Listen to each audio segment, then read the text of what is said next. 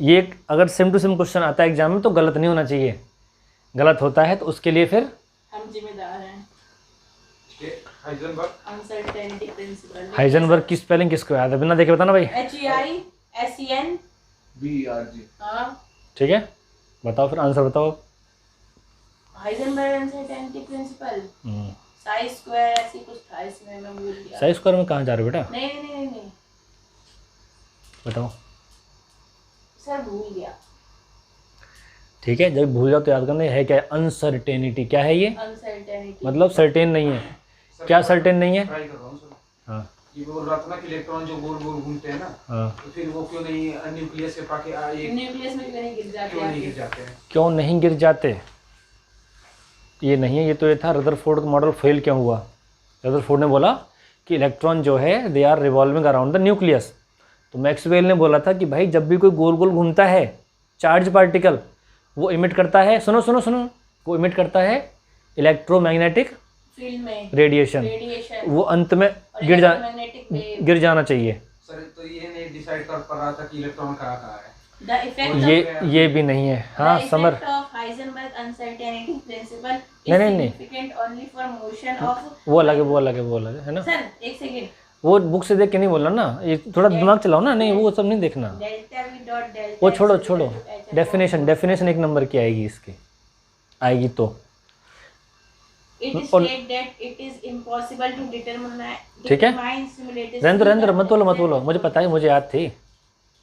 ठीक है, Heisenberg uncertainty principle क्या बोलता है, it is impossible to determine the velocity and position of the electron at the same time.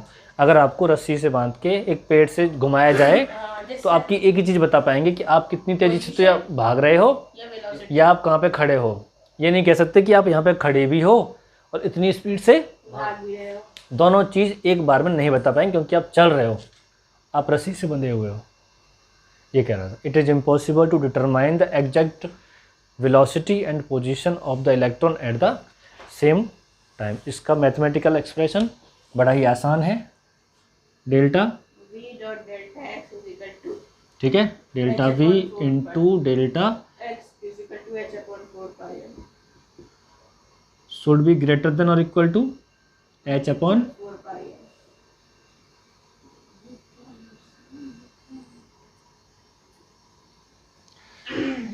इस पर अगर कुछ भी नहीं आएगा तो कम से कम अगर न्यूमेरिकल आता है तो वो 2 नंबर का बनता है।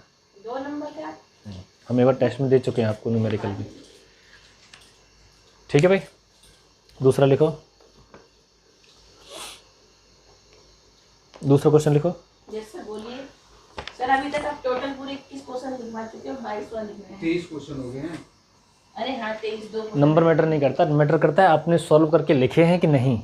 लिखो भाई, Bohr BOHR Bohr's, orbits ORBIT orbits are called Bohr's, orbits are called stationary orbits STATIONERY stationary orbits. क्यों बताओ भाई, बोर की जो ऑर्बिट है उनको स्टेशनरी ऑर्बिट क्यों बोलते हैं? क्योंकि सर वो हाईयर स्टेशनरी स्टेट से लोअर स्टेशनरी स्टेट से मूव कर रहे थे ना। नहीं वो चीज़ अलग है ना, कुछ था इसमें, आई थिंक कुछ एनर्जी का कुछ था, मुझे मिलेगा भी नहीं बुक में। देखो मिल जाएगा ही, सर बोर का भी निकाल। ठीक है, ढूंढ के लाना। अभी हम यही मानते हैं कि जो उसने बताया ना ऑर्बिट, जैसे रेजोनेंस स्ट्रक्चर हो गई, ये सब आना चाहिए और न्यूमेरिकल आना चाहिए, है ना। ये सब फालतू में ये सब डालते हैं, रूल डिटरमाइन करो, ये करो, स्टेशनरी स्टेट बना दो। ठीक है, ढूंढना आप। फिलहाल के लिए इसका आंसर है, क्योंकि उसकी एनर्जी क्या रहती है, उसमें कांस्टेंट रहती है। Energy remains remains constant. जैसे कोई 2s ऑर्बिटल है, ठीक है, उसमें उसकी एनर्जी डिफरेंट है और कांस्टेंट है। 3s में उसकी एनर्जी अलग है और कांस्टेंट है।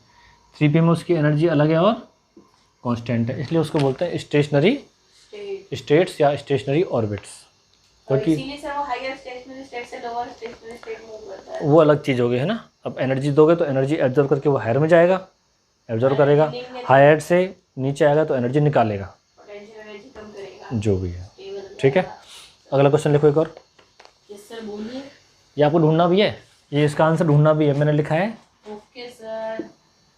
Bourse orbits are called stationary orbits because their energy remains constant. लिखो अगला।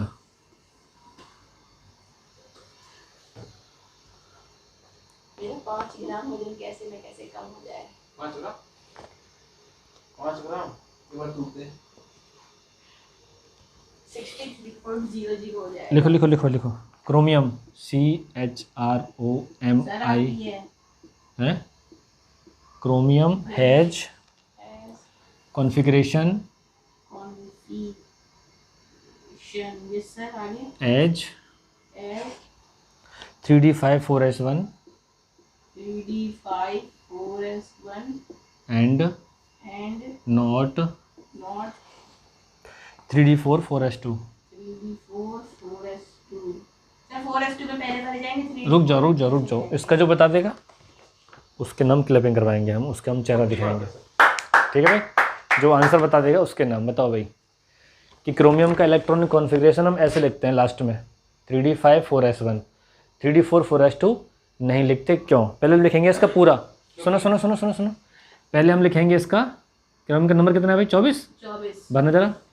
1S2 हम्म 2S2 हाँ। 2P6 2p6 3S2 3P6।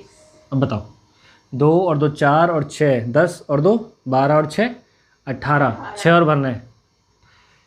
उस पहले 3D4 अभी यहाँ पे एक और कॉन्सेप्ट हम पढ़ चुके हैं। पहले 3D4 में घुसेगा कि 4S में घुसेगा? 3D4 में घुसेगा। निकाल लो इनकी नहीं पहले 4S2 में घुसेगा। 4S2 में एनर्जी निकाल लो। 4S2 एनर्जी किससे निकालते हैं? सर जो अभी बताया n प्लस एल। इसका n प्लस एल क्या हो गया? 3 + 2 5 क्या हो गया? 3 + 2 5। इसका 4 + 1 5। एस का S का सर 0। 0। तो जिसका n प्लस एल का मान कम, उसमें इलेक्ट्रॉन पहले घुसेगा, उसमें इलेक्ट्रॉन की एंट्री पहले होगी। ठीक है, तो भरो पहले 4 2 कितने हो गए? 18 और 2 20, कितने बचे? 4 3D। ऐसा होना चाहिए था कि नहीं? ये कह रहा है कि ये नहीं होता, ये होता है, क्यों? सर क्योंकि हाफ फील्ड के नजदीक है तो इलेक्ट्रॉन देने पे हाफ फील्ड हो जाता है, स्टेबल हो जाता है। ये होता है, क्यों होता है? क्या बोला आपने? सर ये हाफ सर 3D पहले नहीं आएगा। सुन लो, सर ये हाफ फील्ड के नजदीक है। एक कौन सा वाला? 3D4। ये वाला जो है? हाँ, अच्छा स्टेबल करने के लिए 1 इलेक्ट्रॉन ले लेता है। D में 10 इलेक्ट्रॉन होगा ऐसे। ठीक है, आंसर बिल्कुल परफेक्ट रहा आदित्य का। ठीक है, the stability of half filled and fully filled orbital. भाई इसके लिए तालियां बजाओ आदित्य के लिए। ठीक है, बस बहुत है। आज दोबारा से आदित्य का नाम लिखा जा रहा है भाई, आदित्य। टॉपर लोग हैं। सर फ्रॉम बलिया में ऐसे ही अगर कोई आ रहा होगा 3p2 तो वो 3p3 हो जाएगा, क्यों? क्योंकि 3p3 हाफ होता है 3p6 का। ठीक है, p में कितना सकते हैं? 6 ना, उसका हाफ। और d में कितना सकते हैं? 10। तो d का हाफ कितना हो गया? 5। इसमें शक्ल दिखाने जाओ क्वेश्चन। कल दिखाऊंगा।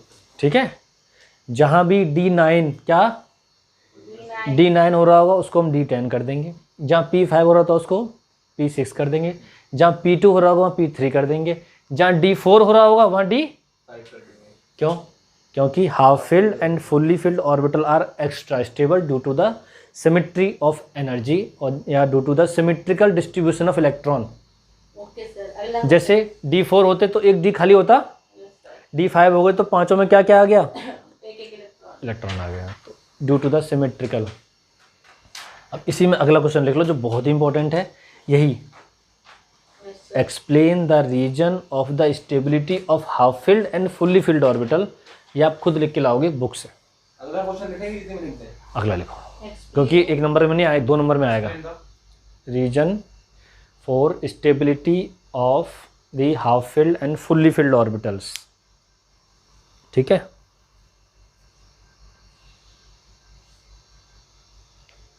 Half filled and fully filled orbital, यानी कि P3 देखो, P3 P6 D5 D10 ये स्टेबल होते हैं, क्यों? ठीक है, यस सर। वो एक बार सारे सब्सक्राइबर्स देखो बढ़े क्या। और अभी टाइम नहीं है, अभी नहीं देखना है, अभी रुक जाओ, ठीक है, बात नहीं करनी है। ये क्लियर है? Yes sir. कोई डाउट तो नहीं है इसमें? अब देखो मैंने क्रोमियम करा दिया है, अब क्रोमियम के नाम पे समझ सुन लो, क्रोमियम के नाम पे चाहे वो Fe का पूछे, चाहे कोबाल्ट का पूछे, चाहे निकल का पूछे, एक बड़ा है समझ अमन सुन लो, है ना, चाहे वो कुछ भी बोले कि भैया इसका इलेक्ट्रॉन कॉन्फ़िगरेशन ये होता है, ये नहीं होता, तो सर आपको और भी क्वेश्चन पूछिए तो मुझसे आपको आगे। इसी के लिए ट्राई करना है कि कहीं ऐसा तो नहीं है उसमें हो रहा हो हाफ फील्ड, इसमें हो गया हो, सॉरी इसमें हो रहा हो हाई फील्ड के नज़दीक, इसमें हो गया हाफ फील्ड, कहीं हो रहा होगा D9 4s2 3D या जो भी है 3D9, उसे कर देंगे 4s1 3D10, ठीक है। ये है इसका रीजन क्या होता है, वो लिख के लाओगे। दो रीजन होते हैं, एक तो एनर्जी का और एक सिमेट्रिकल डिस्ट्रीब्यूशन ऑफ इलेक्ट्रॉन्स का। मैं कंफर्म नहीं हूँ, अगर देखना देख लो, पेज नंबर दिखाओ, पेज नंबर दिखाओ। मजे आ रहे हैं और मुझे तो आ रहा है। तो सर गाड़ी छोड़ देंगे और क्या, आज और लास्ट बार आदित्य को चलाएंगे, गड्डी उड़ाएंगे। हमने वैसे मैंने नोटबुक में लिखाया भी है, ठीक है। सर है नोटबुक दो? नहीं अब टाइम नहीं है, ठीक है। जो पहला बोला उन्होंने बिल्कुल सही बोला, पहला तो बोला था हमने क्या, energy symmetric distribution of electron, symmetrical distribution of electron. कैसे, देखो यहाँ क्या था, D4 था, D4 दिखने में कैसा लगता, ये पूरे वीडियो में आ नहीं रहा होगा, पूरे वीडियो में सर आ रहा है पूरा, 1 2 3 4 ऐसा दिखता। D5 कैसा दिखेगा, 4 ऐसे दिखेंगे, 5 दिखेंगे, पूरा भरा हुआ फुल्ली फिल्ड। तो पहला रीजन तो हो गया due two symmetrical distribution of, electron अगर पूरा ना लिख पाओ तो रीजन तो लिख के आना कि पहला रीजन ये है और दूसरा ये है एक्सचेंज एनर्जी। क्या है, एक्सचेंज एनर्जी। Exchange energy. इसका हम 2 मिनट लेने के लिए पढ़ के देखेंगे इसको क्या बोल रहा है ये। इसमें एक लाइन लिखनी है, we all know that symmetry leads to stability. Symmetry से क्या आती है, स्टेबिलिटी आती है। जैसे झूला होता है ना, अगर दो समान बैठ के बैठ जाएंगे तो झूला स्टेबल, सीसॉ अगर ऊपर नीचे करेंगे तो ऊपर नीचे होता रहेगा वो, तो सिमेट्री से स्टेबिलिटी आती है इसलिए। दूसरा क्या है, एक्सचेंज एनर्जी, ठीक है। पहले का आंसर क्लियर है, यस सर। ठीक है। द कम्प्लीटली फिल्ड और half filled subshell have symmetrical distribution of electron, मतलब इसी को थोड़ा लिख लेते हैं। दूसरा बताओ एक्सचेंज एनर्जी क्या होती है,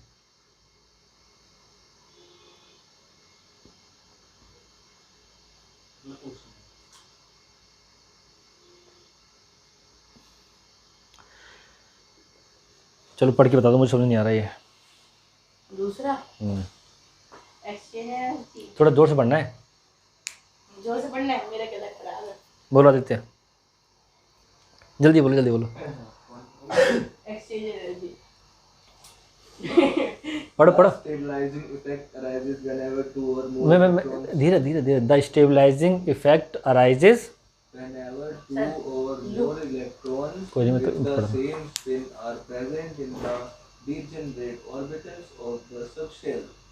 These electrons tends to exchange their position and the energy released due to this exchange is called exchange energy. बस बहुत है इतना, दोबारा पढ़ो एक बार। स्टेबलाइजिंग इफेक्ट, थोड़ा धीरे पढ़ना अमन। The stabilizing effect arises whenever two or more electrons with the same spin are present in the degenerate orbitals of a subcell. अब सुन लो सुन लो, अब सुन लो क्या कह रहा है ये। स्टेबलाइजिंग इफेक्ट आता है जब सेम स्पिन के 2 या 2 से अधिक इलेक्ट्रॉन प्रेजेंट हैं। यहाँ तो 4 थे, है ना, या 5 हो गए, ठीक है। इसलिए इसकी एक्सचेंज एनर्जी क्या हो गई। अगला सेंटेंस पढ़ना, क्या बोल रहे हैं। उसके बाद वाला, हाँ, in the degenerate orbital of a subcell, मतलब वही हो गया। हाँ आगे बताओ। these electrons tend to exchange their position and the energy realized due to this exchange is called exchange energy. ठीक है, अब देखो वही समझना पड़ेगा हमें। दिखाओ डायग्राम, देखना पड़ेगा डायग्राम में क्या दिखा रखा है।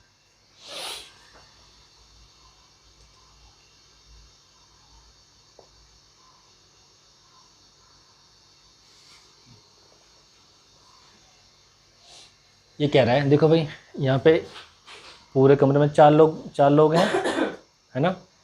अगर आपस में पोजीशन एक्सचेंज भी करेंगे तो कितना करेंगे, ये ऐसे ऐसे ऐसे कितने 3 एक्सचेंज करेंगे। ये ज़्यादा कर सकता है, यस सर, ये यहाँ भी कर सकता है, और यहाँ यहाँ भी पे कर सकता है, यहाँ यहाँ भी पर कर भी कर सकता है। सकते हैं, यहाँ पर भी। ये कितना एक्सचेंज करेगा, 1 एक और 2 तीन 3 एक्सचेंज। ये कितना कर सकता है, 4। 1 2 3 और बस यही रीज़न है इसका, एक्सचेंज एनर्जी। सर अगला क्वेश्चन। ठीक है, क्लियर है भाई। ये 10 मिनट हो गया होगा, आई थिंक क्वेश्चन अच्छा है। ठीक है भाई, 16 मिनट ज़्यादा ही हो गया होगा।